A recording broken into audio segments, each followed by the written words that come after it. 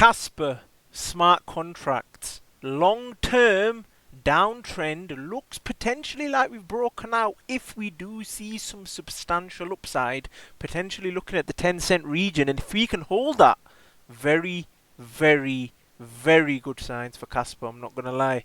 This chart is looking beautiful. Hopefully, depending on the upcoming days and the news that is coming soon, especially with Bitcoin forming lower lows and lower highs, and Ethereum creating higher lows and higher highs, it just looks bullish for altcoins in general.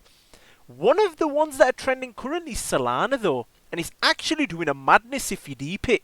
It's doing crazy catch up, and it has potential of even going to about $500, you know. So keep an eye on this thing. It looks like it wants to send hard. Now, we're still in neutral. In times like these, remember the real alt season hasn't even started. 2021, although we can't compare it completely to that, it was so wild, a single tweet sent coins 10x overnight.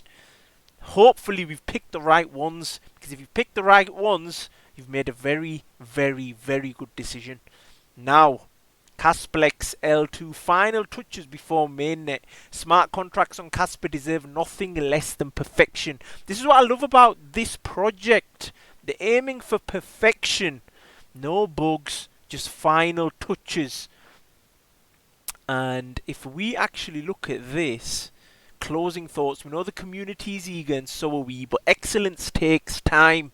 By adding this final stage, we're ensuring that Casplex L2 not only launches, but it launches strong, setting a new benchmark for smart contracts. Thank you for your patience and trust. The wait will be worth it. Things like this make me want to invest more, because they actually care. They want it to be a top project. And Bitcoin, we're still monitoring the bounce that started a couple of days ago, which should ideally take us higher. So if that's going to go higher, smart contracts out in hopefully a couple of days. It's looking good, man. It is looking good, especially with the EU proposing tariff reductions to implement the UK US deal. And World Liberty Financial, I did mention yesterday, are teaming up with MEXC. And that is causing the price to pump as well. So KRC mints are cool until you realize you're exchanging the best form of money for a useless token that will go to zero eventually against Kaspa. That's literally why I do not want to buy KRC20s. I know they probably will go to the upside higher than Kaspa, but it just makes no sense to do that. And you got to be quick with KRC20s as well. When you realize a 9 to 5 is actually 8 to 7, since you cannot teleport to work. This is why I love trading. This is why I love the game. This is why I love stocks, bruh. This is it, bruh. Can't be crying like this, brother. Well, that was me. That is me.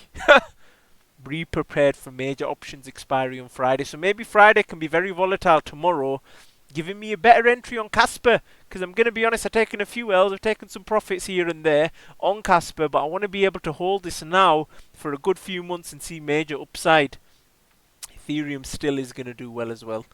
Nvidia stock was falling. I knew that wasn't a good buy yesterday, I just knew it. Can't quit after the first transaction on Kaspa because it's so quick, and it's still too cheap if you deep it. If you deep it, it is still too cheap, but people are saying dominance is probably going to go up, so don't go all in. Because if we get a September pullback, which is the base case, especially with global liquidity going down, middle of September could be a good time to load your bags. Not just for Kaspa, for all of them. Like I say, it's not financial advice. I take wins and I take L's. It is what it is. It's your decision at the end of the day. But let's see how things go. Let's actually review